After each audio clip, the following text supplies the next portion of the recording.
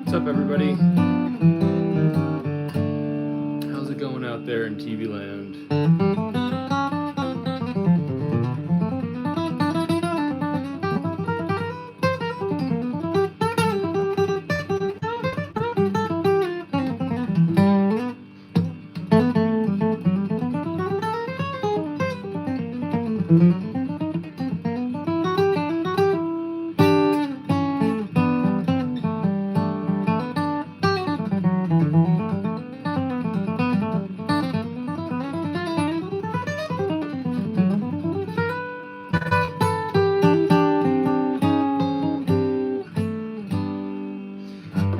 So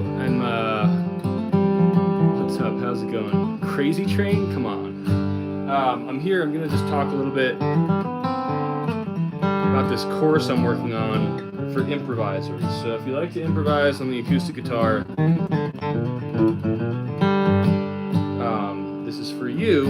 And I want to talk about this kind of like framework I'm working on, and I want to share with you. It's like fretboard vision, and it's really simplifying fretboard vision and mapping.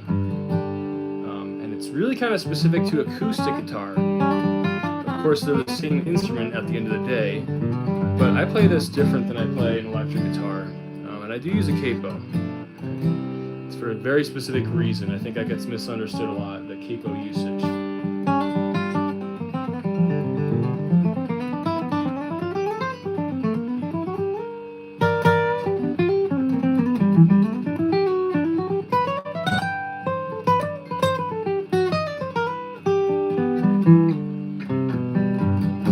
So anyway, what I do with this is for fretboard mapping is I'm looking at the fretboard in a major sense. So start off with G, and really it's about memorizing all the G major stuff. When I say all the G major stuff, I mean major scale, right? All the way up the neck. Oops.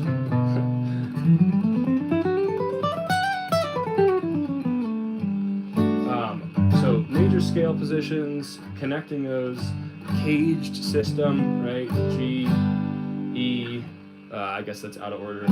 C shape. I guess I skipped D shape. A. And really starting to link those two things together. And then also using major pentatonics, if I can get this.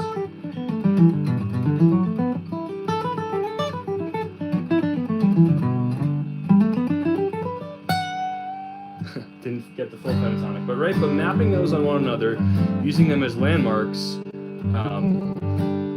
and then being able to shift that shape, being able to see that shape all across the fretboard. And all you really have to do is memorize just the G, right? Just G. And then we start to just shift that shape depending on what key we're playing in. And I'll go into lots of details on what that actually means in this course, in this mentorship program I'm working on to help you become the improviser inherent within, right? Like everybody can improvise, just about having enough tools to be able to express yourself. It really isn't the type of thing where either you have it or you don't. It's totally not true. Maybe some people are a little bit more inclined to absorb some of the information, but at the end of the day, it's just about putting in work. I couldn't do this a couple of years ago, and I had to figure out this whole system for myself, and so kind of put this together to fast track your progress. So anyway, I'm going to show you some examples of what I mean. So I got a G drone on here, and so like if I'm just going to play a major, right, G major, all up and down the neck. Okay.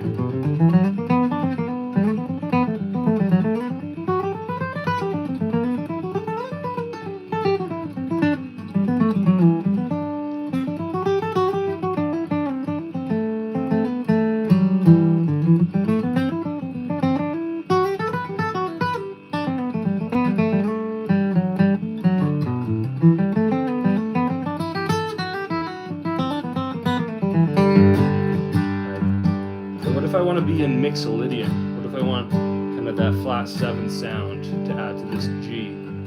Well, then I just move that shape, that big fretboard map shape, right? I treat it as though this is the 5 chord, right? Mixolydian is 5. So 5 of what? So G is the 5 of what? That's the question here. Anybody know that? What is G the 5 of?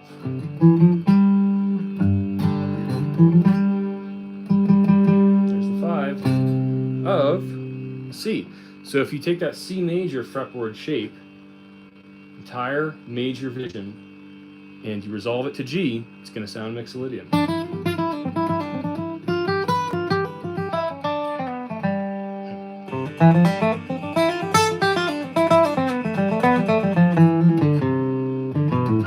Yeah, C.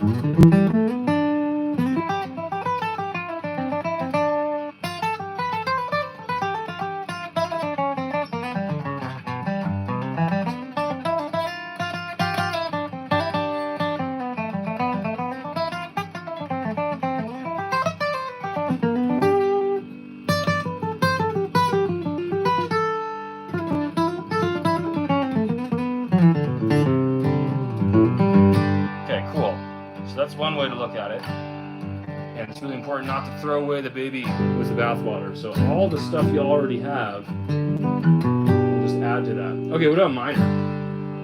What if I and this is all kind of like very modal thinking here.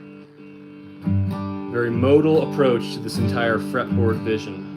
And it's really a guitar player thing. It's just because of the shape of the guitar, the symmetry of the guitar, it's hard to give this to other instruments. It really doesn't work as well or at all.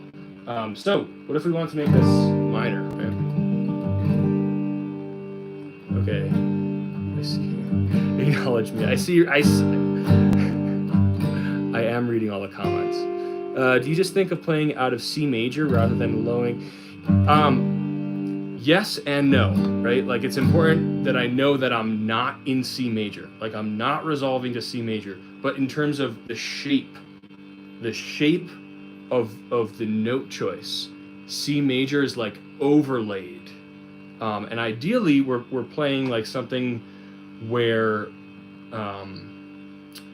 if I don't hit that C major, my fallback is G major. So it's kind of like putting 2 layers on top of one another and maybe taking one layer away for a brief moment, but always resolving to the tonal center, which maybe it is a Mixolydian, right? But I was thinking of it more like if we're in G major and I wanted to apply a Mixolydian sound, G major is still my home base, my tonal center,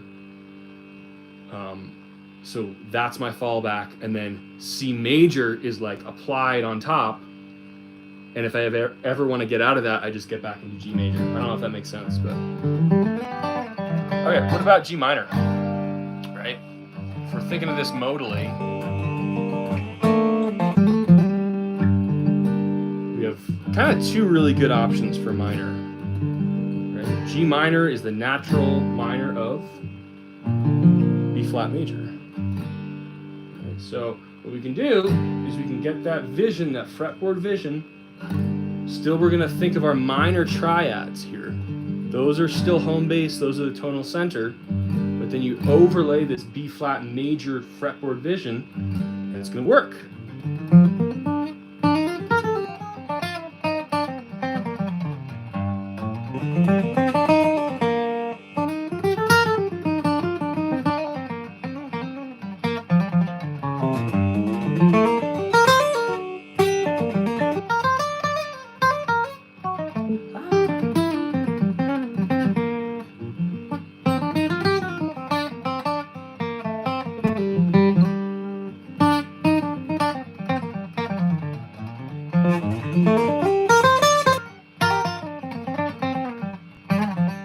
Okay, that's one option, right? Aeolian sound. What about Dorian? That's super helpful, right? Dorian, okay, that's the 2 chord. So G minor is the 2 chord of what major key? Well, that'd be F. Right? So if we start to imagine that F total fretboard vision, okay, and then we resolve to G in a minor sense, and we still remember where these triads are, these caged minor triads, it's going to give us a Dorian sound.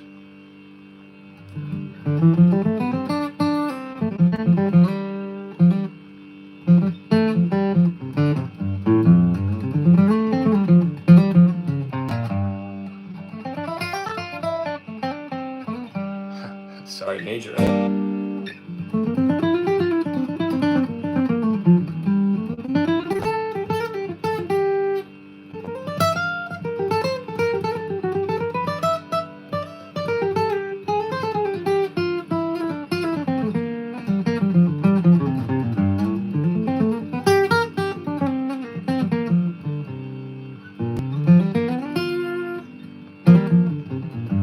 So that's kind of some ideas there, and that's what the course is going to be about.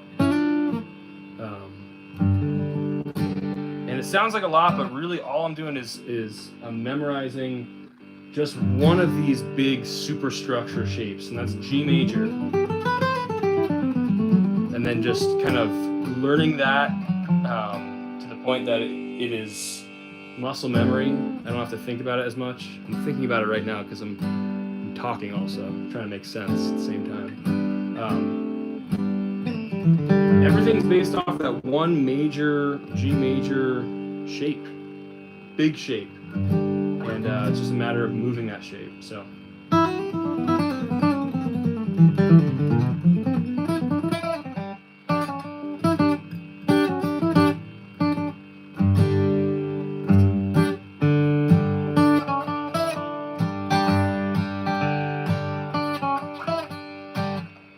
Played a little bit of SpongeBob there.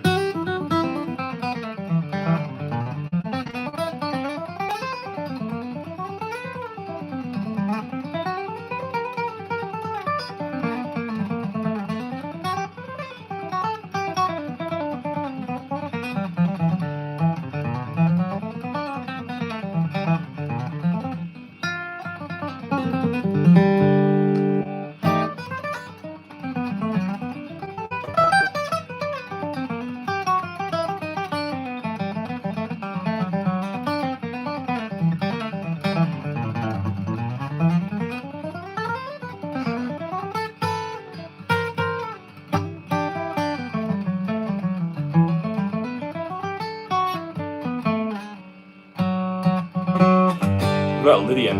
I wanted this to sound Lydian. G is the 4 of what? D. So if I think of D major,